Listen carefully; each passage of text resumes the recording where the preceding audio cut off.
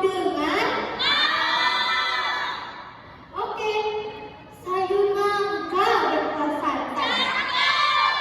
Kuahnya pedas, banyak cabenya.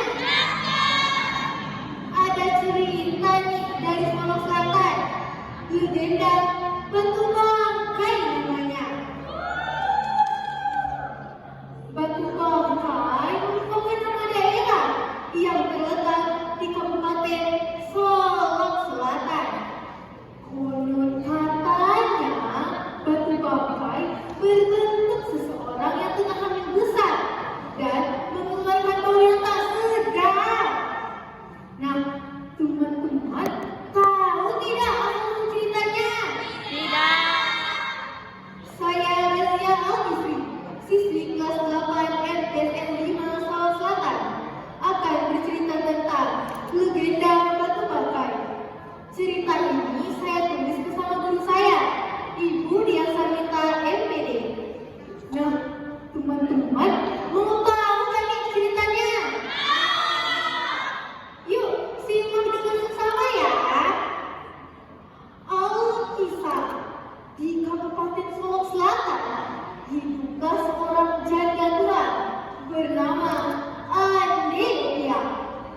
Beliau tinggal bersama anak perempuan satu-satunya yang tengah mengandung 8 bulan bernama Putih Rohena. Mereka tinggal di sebuah desa yang bernama Jajang Kambiang di Kapau. Namun sayang sungguh hal sayang, anak perempuan Andi Pia memiliki watak yang keras kepala dan durhaka kepada ibunya. Sejak kecil, Putih tumbuh menjadi gadis yang cantik jelita.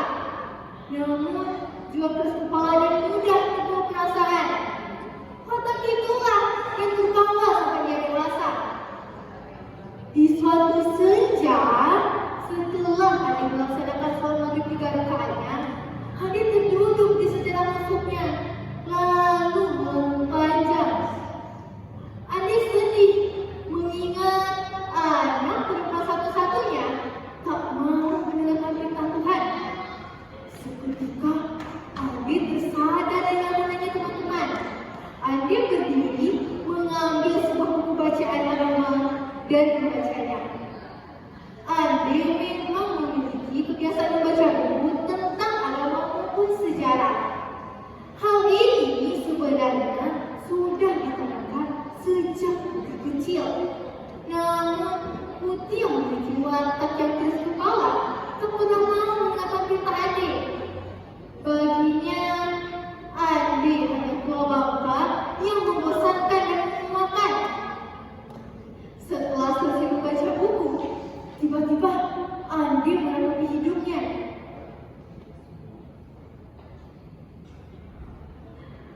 Ya Tuhanku, apa yang salah dengan hamba ini? Kenapa anak perempuan hamba satu-satunya tak pernah bersikap baik kepada hamba ya Tuhan? Ya Tuhanku, ampunilah kesalahan hamba dan kesalahan anak hamba. Ujar Andi Pia mengadu kepada Tuhannya. Di suatu malam, saat purnama mulai menambah permukaannya, Andi kembali mencoba menasihati Putih. Putih anakku, sebaiknya sebelum engkau tidur, sholat isya dulu nak. Ujar Andi Pia. Andi cerewet, mending Andi pergi tidur sana dan berhenti mengusik saya. Saya itu sudah dewasa dan sudah bersuami. Suami saya saja tak pernah usir Andi. Bentak Putih nunggu tepat mengenai lubuk hati Andi, teman-teman. Andi memang memiliki kebiasaan sholat isya dulu sebelum tidur. Andi takut jika tiba-tiba malaikat pencabut nyawa mencabut nyawanya sebelum ia melaksanakan kewajiban ini. Keesokan subuhnya, Andi terbangun saat mendengar suara azan subuh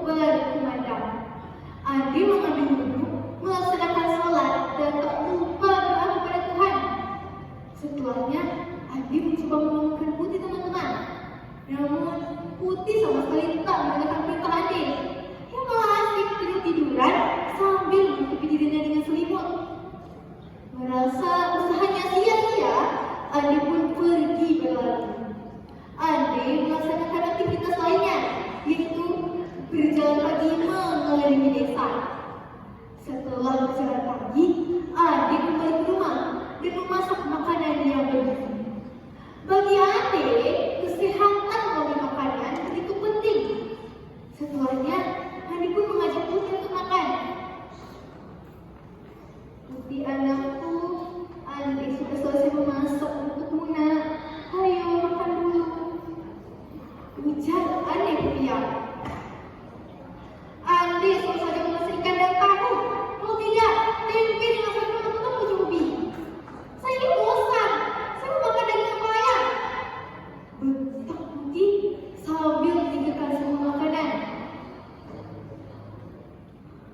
Besok adik akan memasak daging untuk Muna. Ucap adik Rupiah menenangkan anak perempuannya yang tak tahu diri itu. Ayo nak, bergegaslah makan dan ikut adik Mama Lela untuk mengaji 3 hari.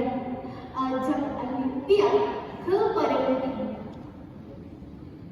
Saya tidak mau, Andi saja yang pergi. Saya mau di rumah. Saya nggak bisa menasab.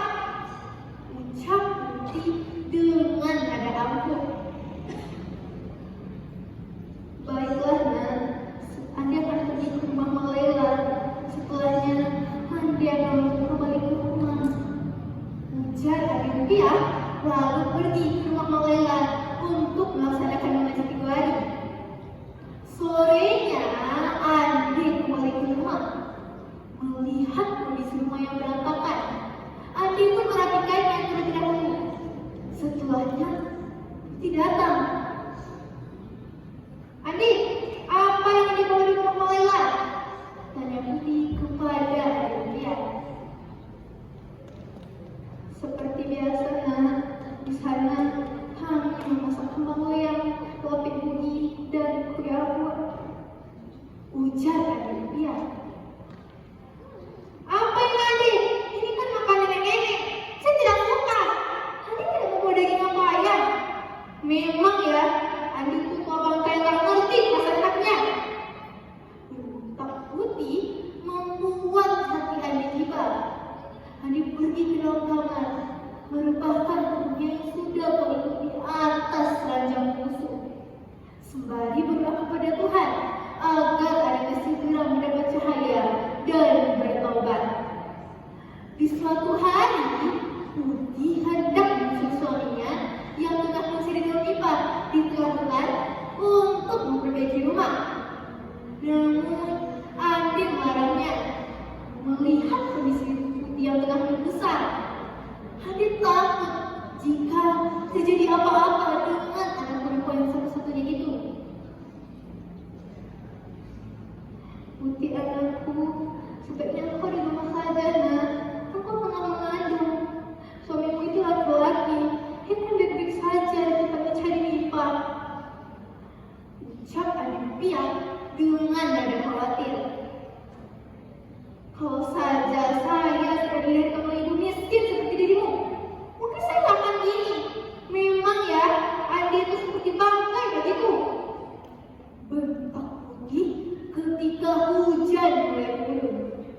Putih pergi ke laut, meninggalkan Andi yang perasaannya hancur berkeping-keping. Ya Tuhan, jika memang anakku sudah melupakan kasih sayang seorang ibu, jika aku seperti bangkai baginya, maka ia adalah keturunannya. Dan bagimu, jika engkau terjatuh, maka berubahlah menjadi batu. Ujar adik Rupiah menarik air matanya lalu berlalu ke dalam rumah. Tiba-tiba petir menyambar. Angin bergemuruh kencang. Putih yang tengah di perjalanan pun tiba-tiba tersandung dan terjatuh. Seketika kakinya berubah menjadi batu. Putih panik. Andi, aku salah. Ucap Putih menangis meraung-raung. Namun nasi sudah menjadi bubur. Sebagian badan Putih sudah mulai mengeras seperti batu. Putih tidur terlentang, memeluk perutnya yang tengah hangat itu. Putih pun berubah berubah menjadi batu besar yang terletak di pinggir sawah di daerah Batu Bangkai, Kabupaten Solok Selatan. Orang-orang Solok Selatan percaya